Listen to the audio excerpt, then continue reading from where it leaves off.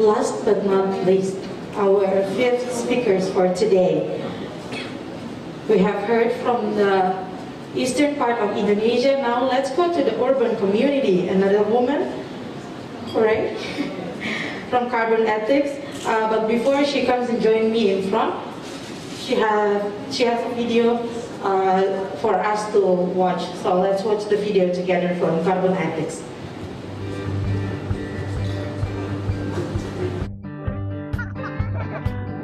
Carbon Ethics, 3 years of impact. This year marks our third year of growing stronger.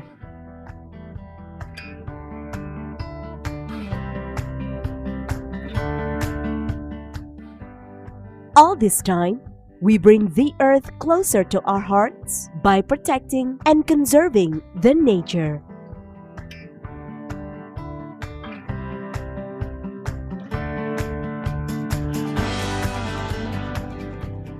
As time went on, across Indonesia lies a lush feeding ground for marine organisms, reveals their magical ability to pull carbon from the atmosphere and lock it into the marine ecosystem.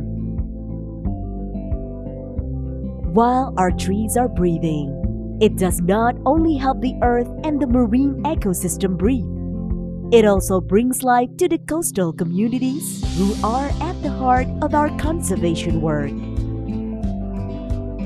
Alhamdulillah kalau soal pengalaman banyak yang saya dapatkan dari segi menanam, menjaga bibit, dan juga dari segi ekonomi sangat terbantu lah. Semoga kedepannya nanti kita jaga untuk masa depan anak cucu, seperti kalau seandainya mereka sudah pada besar, ibaratkan kalau mangrove ini sudah besar, nanti bisa dilindungi untuk ikan, menjaga kehidupan habitat laut, berteduhnya ikan, udang, ketam, itu bisa bermanfaat bagi anak cucu kita ke depan.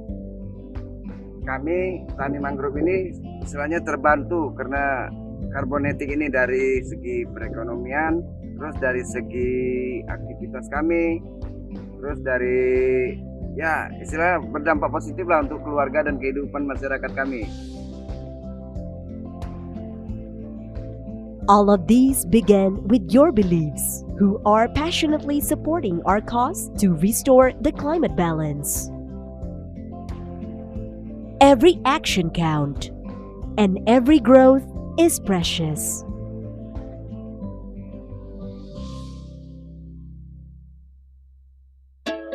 Together, we strive to keep a balance between life and climate by conserving the blue carbon ecosystem and enhancing the livelihood of coastal communities.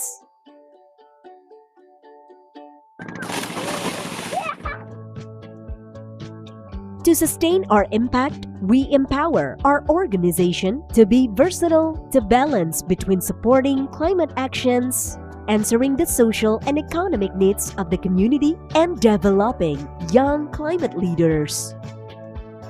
We are grateful for the role we are playing in the biggest fight in mankind's history. Let's continue to protect and conserve our nature.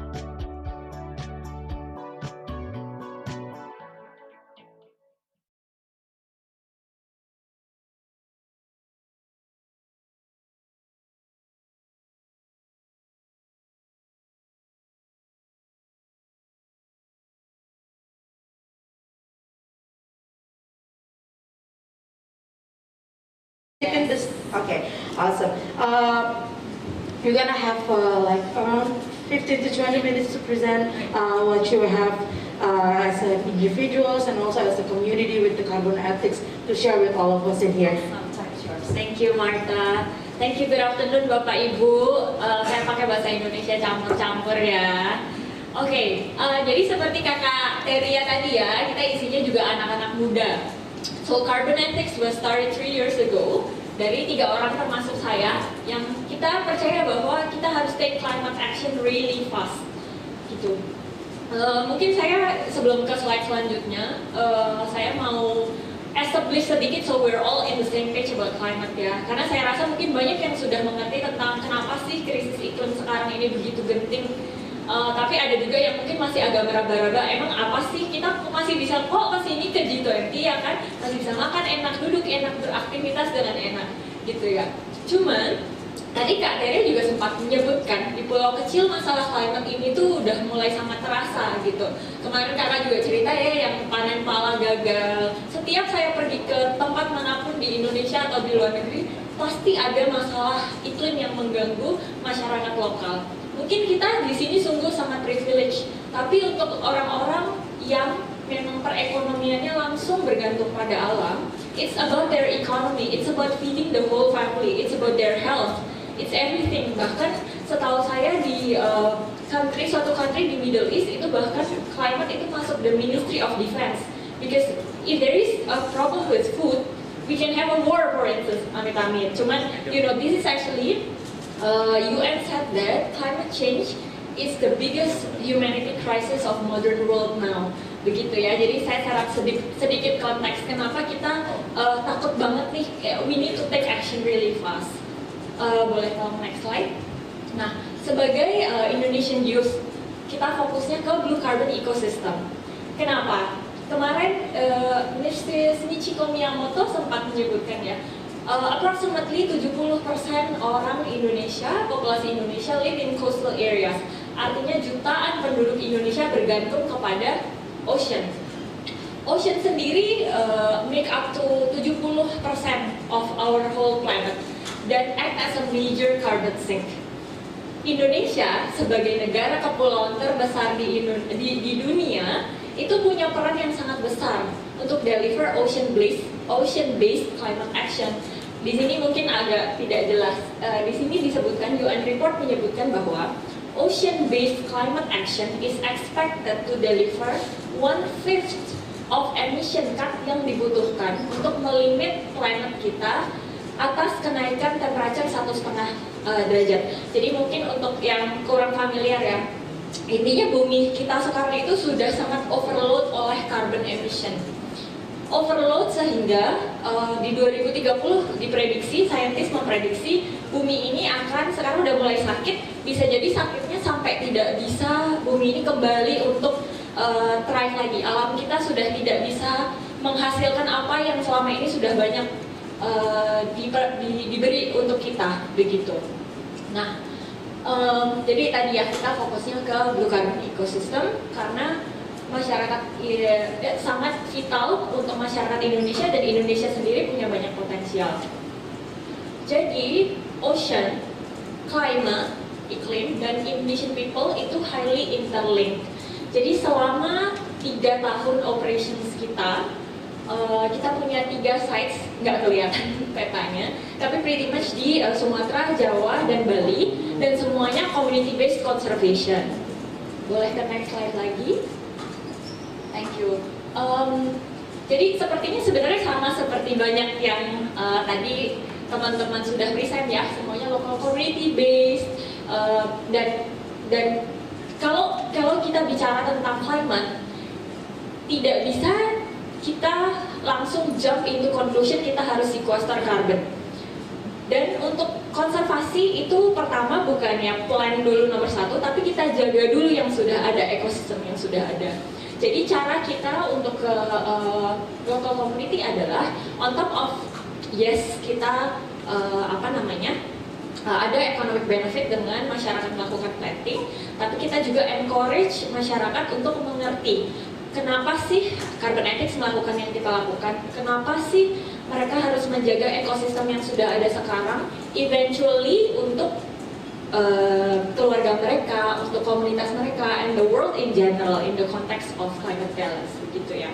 Nah, untuk protection sendiri, jadi kita seperti juga yang lainnya, jadi kita memberi training untuk membuat produk-produk yang derived from the ecosystem, contohnya batik mangrove, seaweed salt, mangrove salt, begitu. Ya, nah yang paling penting itu saya setuju sekali lagi dengan Kak Teria. Banyak sekali nih saya menyebutkan Kak Teria ya. Kayaknya kita terlalu banyak ngobrol kemarin dan hari ini. Nah, jadi kita mengedukasi komunitas lokal. Jadi semua slide yang di sini saya kasih contoh komunitas lokal yang di Bintan ya, yang di Sumatera. kita punya program edukasi namanya Selayang Pandang, bahasa Riau Malay gitu ya, yang artinya at a glance, sekilas gitu. Jadi kita selalu setiap masuk ke masyarakat, kita karena tadi beda ya, ada yang di Sumatera, ada yang di Jawa, ada yang di Bali, kita berusaha untuk mengkaitkan local wisdom dengan scientific explanation. Misalkan contohnya, yang di Bintan itu kita di Pulau Dompak namanya. Dompak itu artinya sebenarnya dari kata perompak. Kenapa? Karena ada cerita dari zaman dulunya. Jadi dulu ada perompak mau masuk ke pulau gitu, mau mengambil kekuasaan lah ya, masyarakat lokal. Tapi masyarakat lokal ceritanya menggunakan buah mangrove untuk attack si perompak ini gitu. Jadi dikaitkan ceritanya, dulu buah mangrove menjadi weapon, menjadi senjata masyarakat lokal. Nah, kalau dari segi iklim sendiri, mangrove itu merupakan senjata kita untuk menjaga alam kita, gitu contohnya. Jadi kita mencoba untuk mengkaitkan local wisdom dan juga scientific. Di sini kita tulis ada beberapa hal yang memang dari awal. Jadi kita kasih tahu dari segi sainsnya maupun kita dari segi operasionalnya, bagaimana untuk menjaga agar plantingnya bisa terjaga.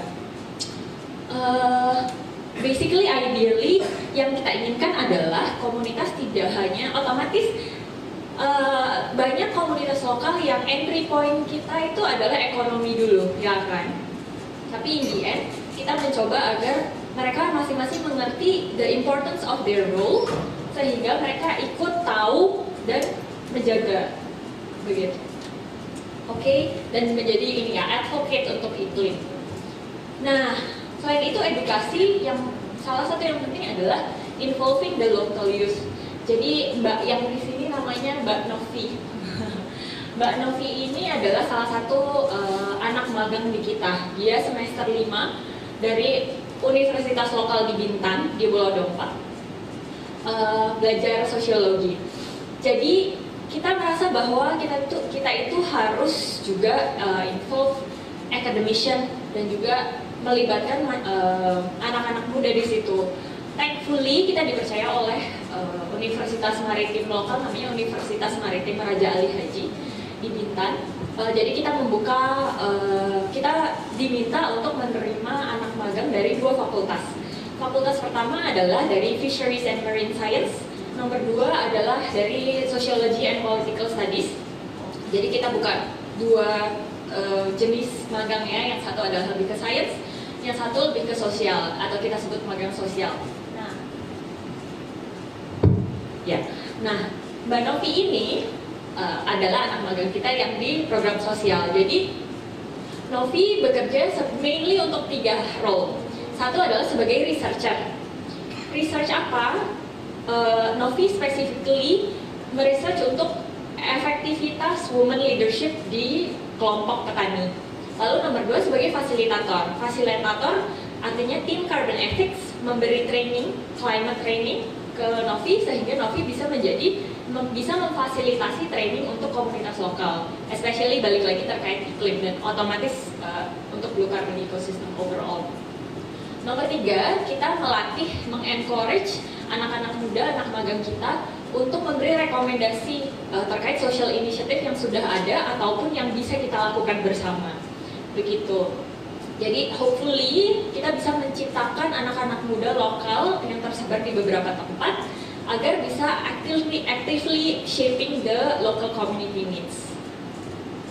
Ya, lalu untuk publik sendiri, jadi di website kita ada climate education material. Kemarin setelah lihat speaker-speaker dari hari pertama ya, saya tuh kembali lagi bilang ke Teria, kebetulan sebelah saya bilang kayaknya kalau misalkan semua resources, knowledge atau kemarin ada yang show teknologi kita bisa pakai, kita bisa dapat sharing knowledge, it will be very nice karena kita nggak perlu mulai dari awal begitu. Nah ini contohnya yang kita lakukan, kita merasa mungkin kita lumayan lebih concern duluan terhadap iklim sehingga kita membuat materinya jadi kita bisa sebar. Kebetulan Kementerian Pendidikan juga sudah mulai mau mengadaptasi untuk materi guru-guru atau The Body Shop, salah satu company bisa lihat juga di websitenya Body Shop ada link untuk masuk ke carbon material kita. Jadi kita sekarang ada 6 unit, very easy, very basic, tapi kita akan improve selalu, kita akan masuk yang lebih kompleks seperti greenhouse accounting atau carbon policy, dan kita open sekali kalau ada yang mau chip in materi atau ada yang request butuh materi tertentu, kita open sekali agar kita bisa sama-sama semakin maju dari segi awareness untuk iklim. Nah, edukasi otomatis hanya edukasi jika tidak ada aksi gitu ya. Jadi di Carbon Ethics kita ingin edukasi dan aksi. Aksinya mulai dari mana? Seperti yang saya bilang tadi, bukan dari sequestering carbon footprint, tapi dari reducing dulu. Jadi kurangi apa yang kita bisa. Kalau dari segi local community, di sini tidak kelihatan ya. Yang ini nih kecil, itu adalah wadah isi es teh. Jadi kalau komunitas lokal kita ngumpul jadi satu, itu daripada kita beli makanan atau minuman, semua patungan. Jadi udah layas dulu, oh saya mau bawa es teh, saya mau bawa roti misalkan. Jadi kita mengurangi sampah-sampah yang sebenarnya tidak diperlukan gitu, dan otomatis lebih murah juga kan ya untuk masyarakat. Jadi itu salah satu cara kita untuk mengedukasi agar kita bisa mengurangi karbon yang kita tidak perlu keluarkan. Itu, atau misalkan dari rumah masing-masing, rumah warga mau ke plantation site, itu biasanya nebeng bareng-bareng gitu kalau misalkan naik motor. Gitu salah satu gampangnya. Lalu kita juga bikin bank sampah untuk waste management, dan juga otomatis ada education tentang waste. Selain itu kita kebetulan menjadi finalis, salah satu finalis dari Indonesia, cuma ada 2 yang dari Indonesia yang masuk finalis, Carbon Ethics dan Sungai Watch.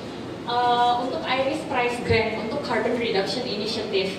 Unfortunately yang menang tidak dari Indonesia, tapi kita open sekali jika ada yang tahu atau tertarik untuk memberikan kita bantuan grant untuk cover Carbon Reduction Initiative ini. Very open to discuss jika ada yang tertarik.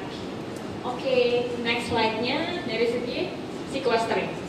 Nah, kalau kita bilang tentang local communities, mau sequester carbon, rata-rata semuanya, terutama yang dari Bistan, kita cari farmernya memang justru waktu scout di awal adalah yang dari underprivileged community.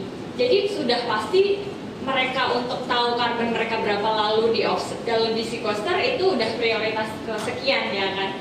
Jadi yang kita lakukan adalah lebih ke kita memberi science and operational training to make sure mereka bisa grow the plantation well supaya the plantation do the sequestration job.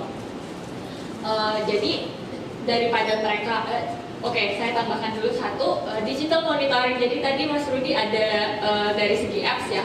Kalau kita kebetulan ada very simple, not as advanced as ini Mas Rudi, tapi kita ajarkan komunitas lokal untuk meng-capture growth-nya juga, mungkin ada kemiripan ya. Lalu di website kita juga ada digital monitoring, dan kebetulan diapresiasi oleh Monetary Authority of Singapore karena dianggap kita membantu transparansi untuk mengakselerasi konservasi. Nah, di Bintan, jadi selain itu kita meng-engage ada satu company yang akan segera menanam 3.000 pohon September-Oktober ini dan mengunjungi site kita. Lalu kita juga engage local institutions karena kebetulan di sana juga banyak kantor pemerintahan di Pulau Dampak. Oke, selain local community, kita awalnya itu benar-benar mulai dari individual. Jadi kita mengajak teman-teman, kita mengajak yang kita kenal, lalu somehow kita grow sampai sekarang. Dan juga kebetulan background saya dan teman-teman pendiri saya dari corporations, jadi kita tahu celahnya gitu ya, apa sih sebenarnya yang institusi itu butuhkan gitu untuk journey mereka agar lebih aware dan bertanggung jawab terhadap carbon. Contohnya Y20 Summit, semoga G20 menyusul. Y20 dan Think 20 kita bantu untuk menghitung karbonnya berapa dari segi summit. Dan juga kalau Y20 kebetulan lumayan rigorous, jadi Y20 itu kita edukasi bersama. Jadi Y20 punya beberapa influencer, jadi kita sama-sama edukasi masing-masing audience carbon ethics, diedukasi mengenai Y20, kenapa itu penting. Lalu audience Y20 juga diajak untuk mengerti pentingnya carbon calculation dan carbon sequestration. Selain itu juga kalau ke website Y20 pun bisa melihat ada carbon calculatornya Carbon Ethics gitu. Lalu Alliance EU Delegation in Indonesia juga kita bawa conservation trip ke sites-nya kita. Lalu brand-brand kita bantu marketing campaign karena brand pun suka kan agar publik tuh melihat brand-brandnya menjadi sustainable gitu. Nah kita juga bantu edukasi, kita juga senang banget kalau brand-brand ini yang sudah punya banyak customer gitu ya, jadi mengerti juga tentang iklim. Jessica, Ya, I think your time is up. can I have just another one? Yeah, just a glance and then we're gonna go Yes, with the thank discussion. you, thank you. Mungkin saya last slide is the final one. I think a final message from me is I want to encourage everyone di sini, Bapak Ibu sekalian, untuk juga menghitung karbon masing-masing. Tadi ya, jadi saya di sini udah ada by the way yang menghitung karbon belum dari kita ikut G20 ini berapa karbonnya? Ada belum ya? Oke. Saya sudah hitung karbon saya itu 200 kilo CO2e carbon dioxide equivalent. Artinya apa? 10 orang dari sini kita udah 2 ton. 100 orang yang ikut ini sudah 20 ton, ya kan? Bumi ini sudah terlalu berat, tidak bisa menanggung emisi sekian banyak gitu. Bayangkan semua aktivitas yang kita lakukan, kita sebenarnya berkontribusi untuk krisis iklim ini, gitu ya. Jadi saya mau mengundang Bapak Ibu sekalian untuk ke website Carbon Ethics, ada carbon calculator, bisa dihitung karbonnya berapa.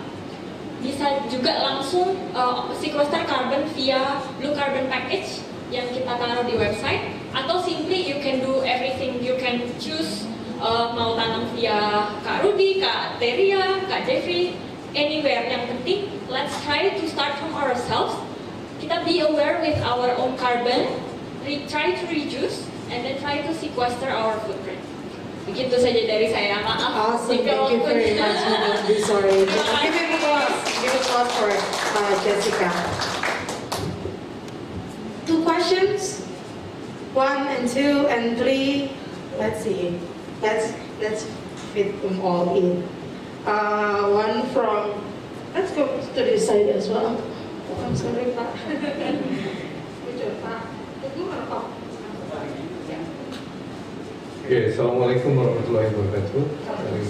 Good afternoon everybody. My name is Dudi Iskandar. I'm from National Research and Innovation Agency, BRIN, yang baru terbentuk ya.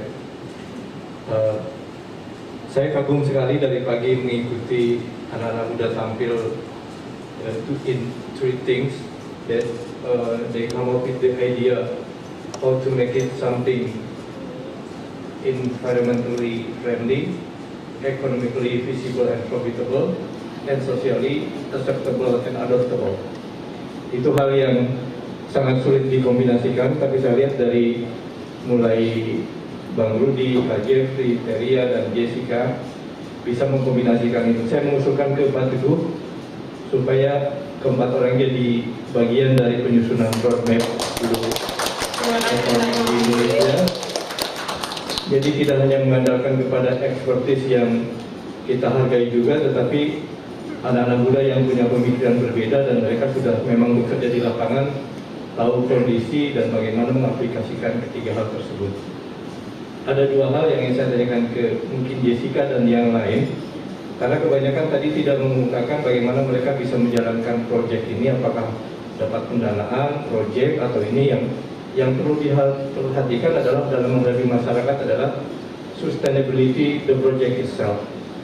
How to the farmers, how to the community can accept that project and continuing by themselves without you guys. Because teman-teman muda pasti udah punya proyek ini, ada posisi yang bagus, ada tangan bagus, pindah ya. Tetapi mereka tetap di sana dengan problem mereka dan jangan ditinggalkan itu. You have to be responsible for that. For farmers, for community to continue by themselves and mandiri ke depannya untuk itu. Nah, pertanyaan ke Jessica, saya pernah menangani berbagai startup ya. Ini Pak Teguh saya usulkan juga mungkin ada platform yang menguji mereka profitability, sustainability project mereka supaya bisa berlanjut. What is your strategy to make it your project it will be sustainable and continuable by your audience ya, by your community. sehingga punya bayangan kira-kira ketika Anda proyek ini sudah selesai, Anda meninggalkannya dengan baik dan mereka bisa melihat hal itu yang edukasi yang Anda berikan, kemudian kemandirian dan sebagainya itu bisa menjadikan bahan mereka untuk bisa berkembang secara mandiri, dan Anda akan melihat nanti di sana bahwa mereka, oh, karya saya itu berkembang dengan secara berkelanjutan. That as far as I think it's very important to be consider of you ya. Saya usul ke Pak Teguh, mereka diberikan tempat untuk bagian dari penyusunan Blue Roadmap, Blue Economics Roadmap di Indonesia. Terima kasih. Thank you. Thank you very much, Pak Dodi. Jessica, do you want to answer the question? Thank you Pak Dodi for the question. Oh, sorry, bahasa Indonesia ya. Jadi mungkin pertama terkait bagaimana kita mendapat pendanaan. Kalau saya tidak salah, mungkin Carbon Ethics agak sedikit berbeda dari yang lain karena lagi-lagi background saya dan teman-teman pendiri dari corporate awalnya. Jadi kita biasa jualan, Pak, gitu ya. Jadi kita rather than mungkin banyak foundation yang lebih ke dikasih grant atau apply grant, kita biasanya jual kayak tadi Y20 kita offer mau nggak dikalkulate carbonnya, mau nggak offset gitu. Jadi profitability-nya bisa masuk untuk operational. Begitu. Kalau yang lain nanti mungkin kalau mau ditambahkan boleh ya, karena saya rasa mungkin berbeda. Lalu nomor 2 terkait sustainability. Saya senang sekali Pak Dodi raise ini karena memang waktu di awal kita anak-anak muda saya rasa sama seperti yang lain, mimpinya tuh banyak ya Pak. Kayak kesananya mikir gimana ya caranya gitu. Kayak kadang-kadang wah resource-nya segini, uangnya segini, tunggu dulu deh, kayaknya ini dulu deh yang harus dilakukan gitu. Tapi mimpinya sama sih Pak, kita pengennya sekarang ada 3 conservation site, nantinya pengen ke semua mungkin kita bisa replicate, kita bisa saling belajar satu sama lain bagaimana untuk bisa enhance each other supaya nantinya kita lepas pun mereka sudah bisa thrive sendiri gitu ya. Mimpinya di sana. Kalau dari segi eksekusi, to be honest saya rasa perjalanan masih panjang Pak. Kita pun mungkin butuh dibantu gitu ya. Jadi kalau dari kita, kalau dari Carbon Ethics sendiri, makanya kita fokus untuk edukasi. Yang tadi dari Bintan, di awal kita masuk sama sekali nggak ada yang tahu apa-apa Pak. Nggak tahu cara nanam, nggak tahu cara akses apakah lahan ini oke, nggak tahu caranya untuk misalkan monitoring growth gitu. Banyak sekali dari segi edukasi, importance ataupun operational ataupun science itu masih jauh. Jadi definitely kita put a lot of effort.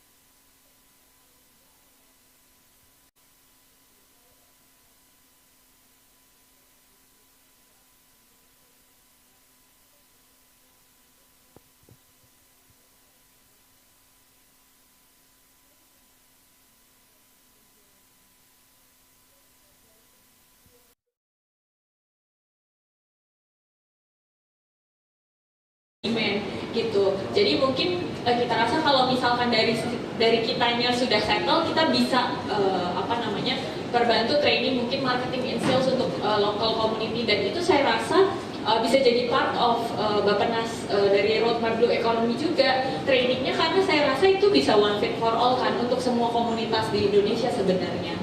Begitu. Terima kasih banyak Pak Dodi. Thank you very much. There's another question from here. Thank you, Pak. My name is Ahmad from the Ministry of Marine Affairs and Fisheries, same institution with Pak Andi. Just a short question. I want to hear your thoughts about the last sentences you said that actually we all produce many carbon prints, yeah. So the problem is actually, if I may conclude that from our activities. So that means with human population that keep growing, and until today I think it's already 7 billion, even billion, and it's unstoppable. So I want to hear your thoughts about how you can maintain your optimism regarding this fact. Thank you. Thank you so much, Pak Ahmad.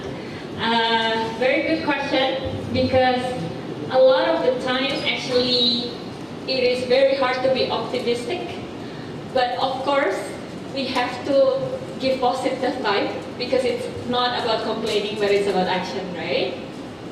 So to be honest with you, if I can say to keep my optimism is number one, to see carbon ethics can actually educate more people, and then more people and institutions take action, because that's what we can control. We cannot control the population growth, we cannot control so many external factors, but we just start what we can do. We just start to continue what we think is good enough, and we keep learning so that we can be better.